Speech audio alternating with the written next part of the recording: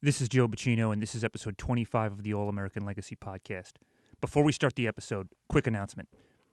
We are releasing a new episode now every other week. We're going to go to an every other week schedule.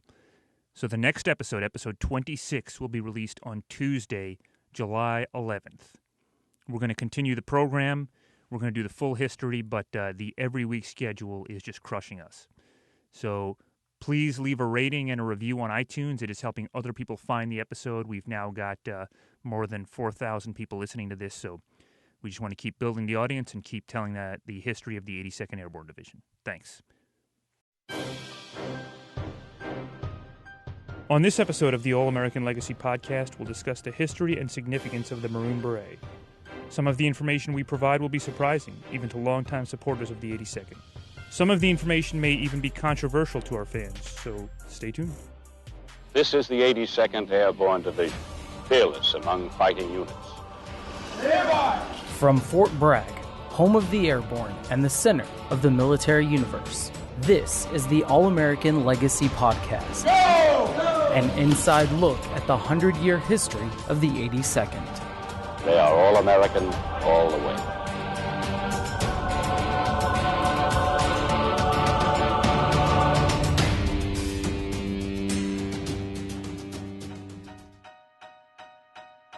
Here in the 82nd Airborne Division, we surround ourselves with the symbols of our culture. Like all societies, we cling tight to the images and emblems that remind us of who we are. We fill them with meaning. We give them value. The airborne wings, the AA patch, the black jump boots. These things are cultural symbols. They are more than just designs, articles of clothing, and footwear. They represent values, beliefs, and attitudes that have endured for a century. This is not unique to the 82nd Airborne Division. All cultures use symbols in this way. In medieval times, a coat of arms was used to indicate property. During the 1960s, two fingers held in a V sign symbolized the American counterculture movement. During the Nazi occupation of France, a cross with two horizontal bars indicated the French resistance. Unto themselves, these things have no meaning, but when empowered by a society, they are used to keep outsiders away, to identify important beliefs, and to organize protest. In the 82nd, perhaps no symbol is more important than the Maroon Beret. The beret comes to us from France, where hundreds of years ago it was the hat of the peasant. Today, nothing identifies an all-American paratrooper more quickly than the beret. Once you spot it, you know you are in the company of America's Guard of Honor. That Maroon Beret, its history and what it represents, is what we want to explore in today's episode. I am Specialist Laren Nguyen, and this is the All-American Legacy Podcast. In this episode entitled The French Hat, we explore the history and the meaning of the beret. Today's episode is in 5 acts. To start, it's important to note that we did not always wear the beret. Here is Sergeant Hector Falcon to explain just that. He brings to you Act 1, Before the Maroon Beret. The very first All-Americans way back in 1917 wore the campaign hat. The campaign hat was unique to America in the early 20th century. This basically looked like a big straw park ranger's hat. You know, a big brim that goes all the way around. A very high crown pinched symmetrically at the 4 corners. When our doughboys made it overseas and into World War I, the campaign hat had to be stored somewhere in order to wear the new steel helmet. The hat was too big to be stored in the pack, and space was at a premium in the rear. It turned out this big, non-folding monstrosity was just not practical. Eventually, the overseas cap was adopted, and those soldiers not actively at the front were to use the service hat in the rear. This overseas cap was a foldable wool hat with straight sides and a creased crown sloping to the back where it parted. You've seen the overseas cap. It looks sort of like a little hand-embroidered tent that stood straight up on the head. In 1943, during the preparation for entry into World War II, paratroopers assigned to the 82nd Airborne Division wore one of 3 kinds of headgear. You had the garrison cap, that is the big bus driver looking thing worn with the fancy army uniform. The garrison cap was for formal occasions. Then you had the overseas cap, now called the service cap. From there, it got serious. The only other option was the combat helmet. The service cap was worn when not in combat. This was an English-made, hand-embroidery little tent that stood straight up on the head. You had a summer version and a heavier wool version.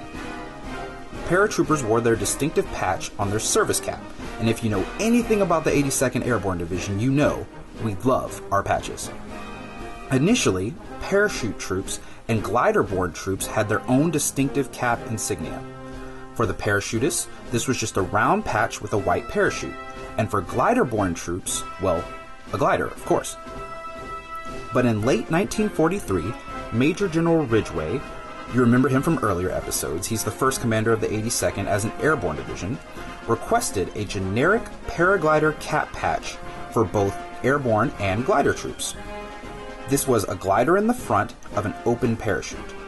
The patch essentially just merged the two images. For enlisted paratroopers, the glider faced to the left. For officers, the glider faced to the right.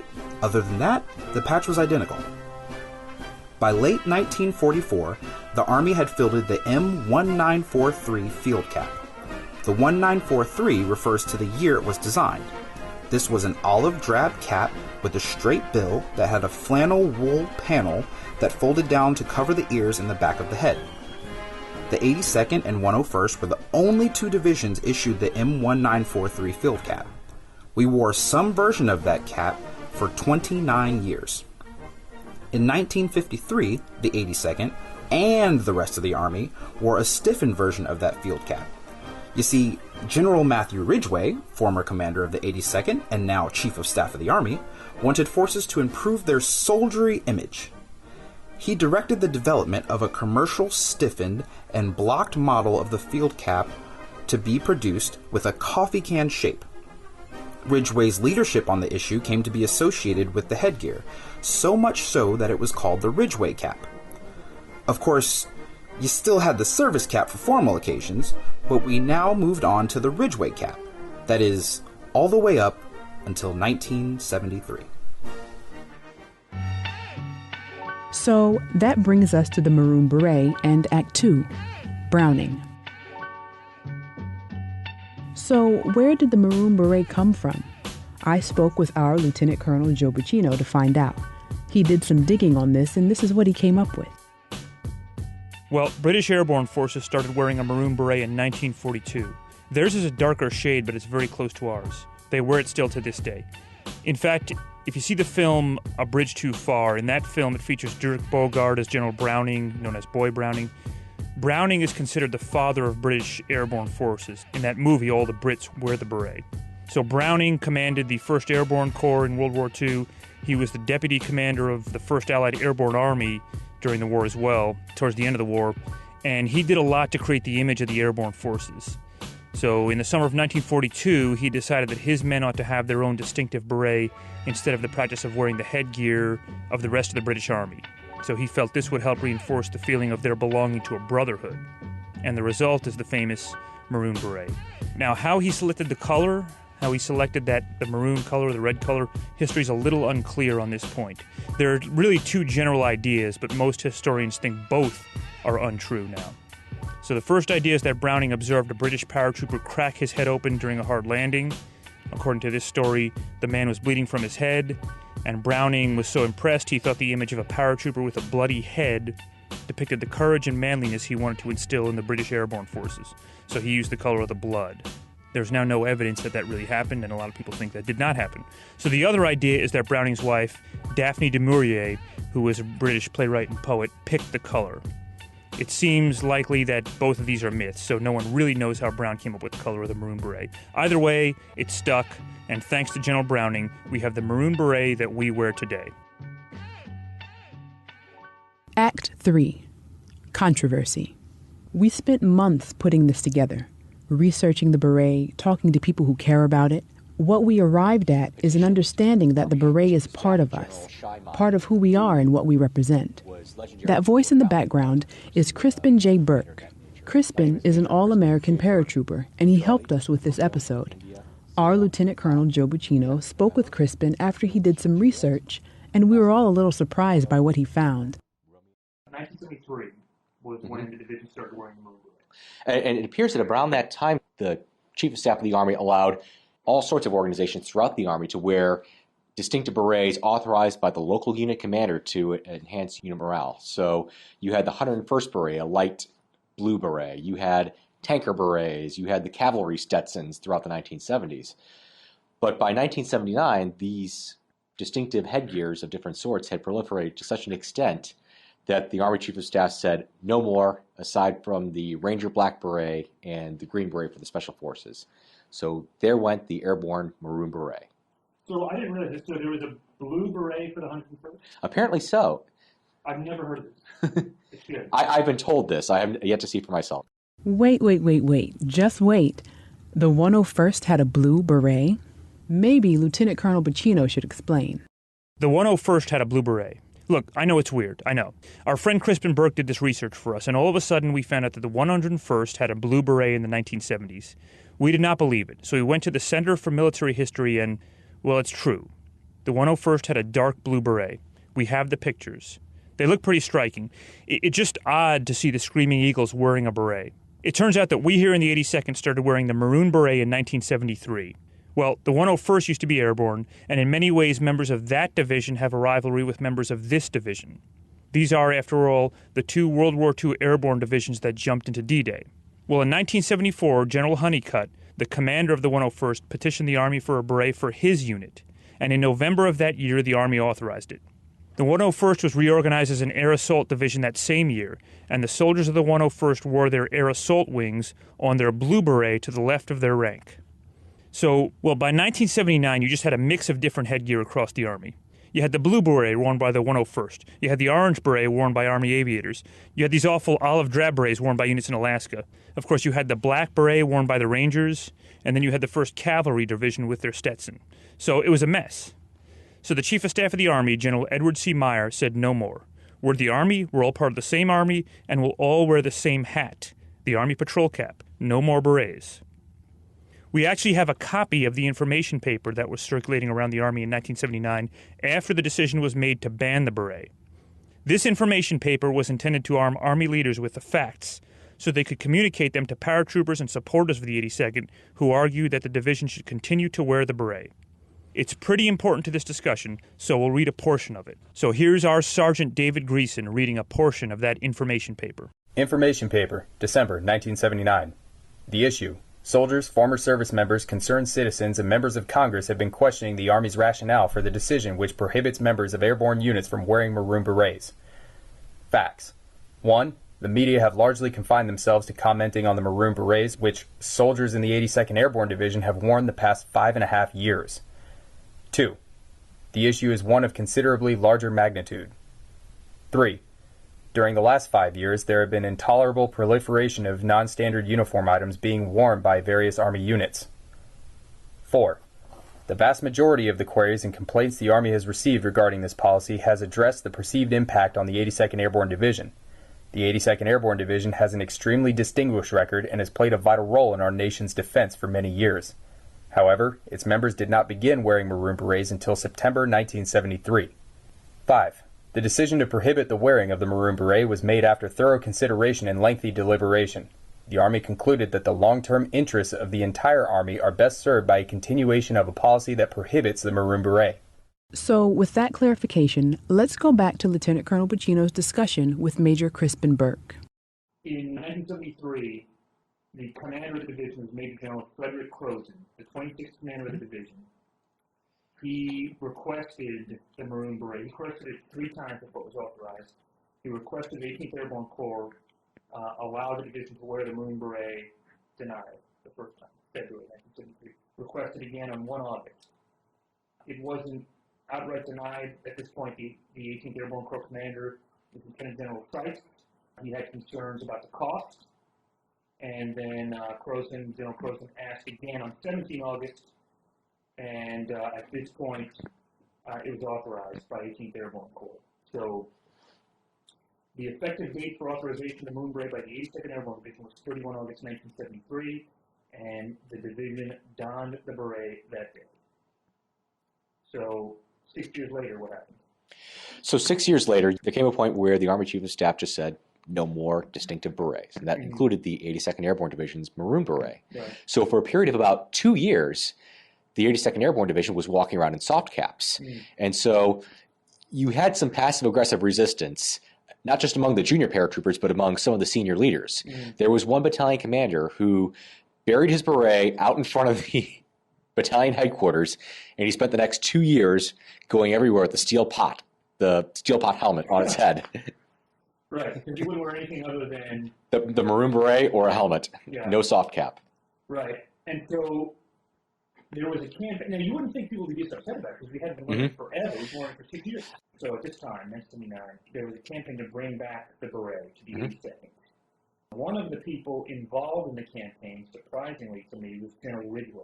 Really? He had long been out of command. I mean, it just seems like, why would this be an issue for him? He'd long been out of command. He'd long been out of the Army by that point. He left during the Korean War, didn't he? Yeah. Yeah. And the beret had no tie to his legacy in the 82nd.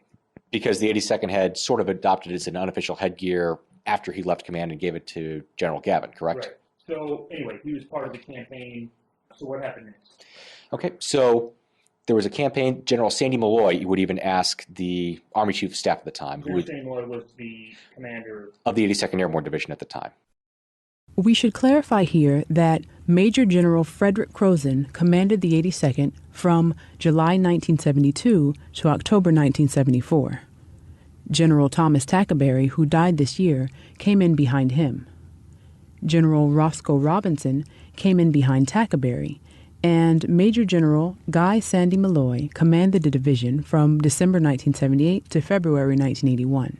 So, with that clarification, let's go back to Lieutenant Colonel Bacino's discussion with Major Crispin Burke. He petitioned Army Chief of Staff General Shai Meyer, who was legendary for founding Delta Force. He was a commander of that nature.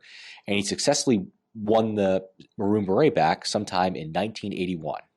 So as soon as it was authorized, he called the entire division together for a mass formation on Monday morning. And steps up to the podium, and he starts to pump up the crowd.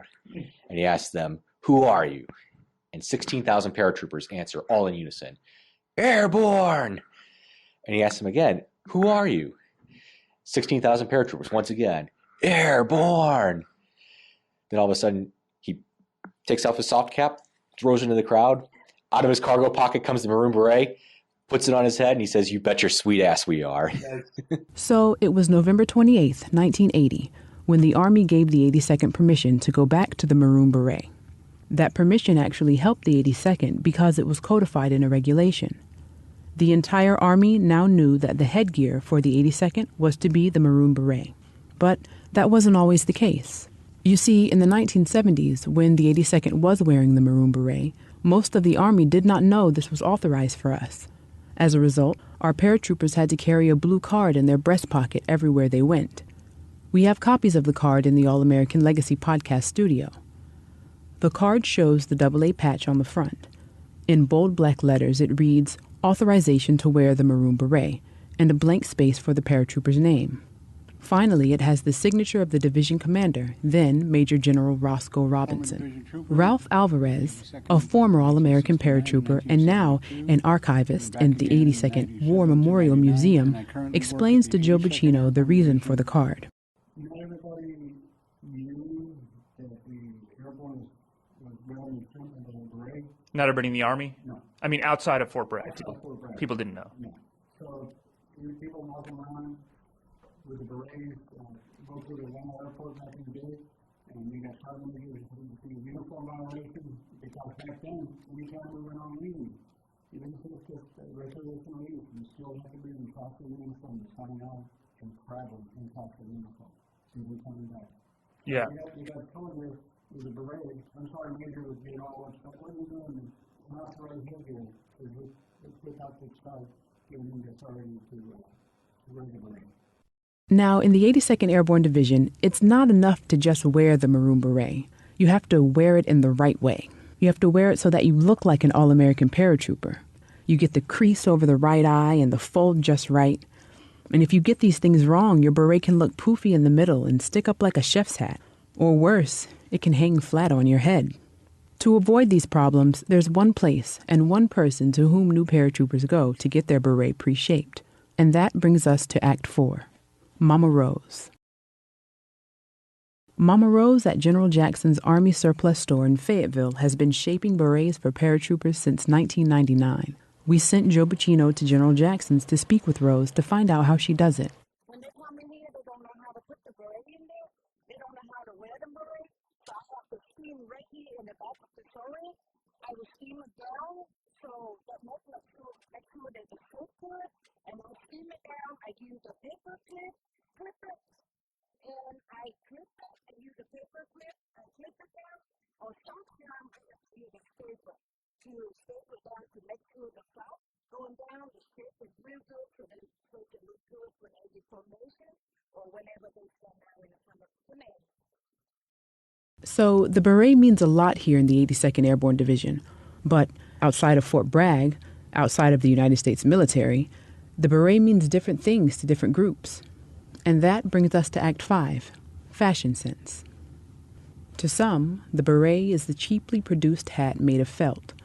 To others, it is a symbol of political revolution. To even others, it is a symbol of Parisian fashion. Jovic II spoke with New York Times fashion writer Taz Toby about the various meanings of the beret. No, all good. So it's interesting, here within our culture, we use a lot of symbols to express what we do and who we are, the 82nd Airborne Division. One of them is the beret, and it's a symbol of elite airborne forces here, but the beret means different things in different societies, different cultures.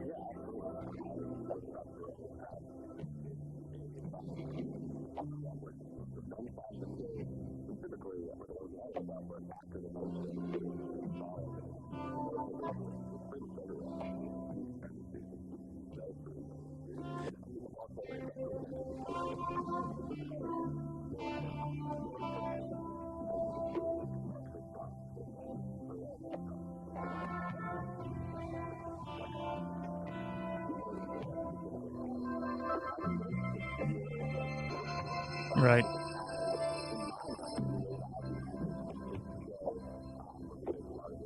Che Guevara, the Marxist revolutionary, yeah. Mm-hmm.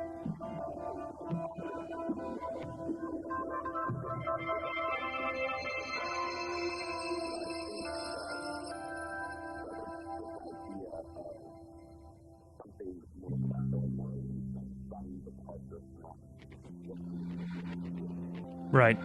And Che Guevara is certainly the most prominent wearer of the beret, the iconic image of him with the beret, the star in the middle, and the certainly intense look on his face. Everybody knows that picture. It's painted in many parts of the world, third world countries. And so I think after that, the beret became sort of a symbol of military revolution, not just political revolution. And then you've got other uses. I grew up in New York, and there were the guardian angels in New York who wear the red beret. It's a little buffoonish at this point. Yeah.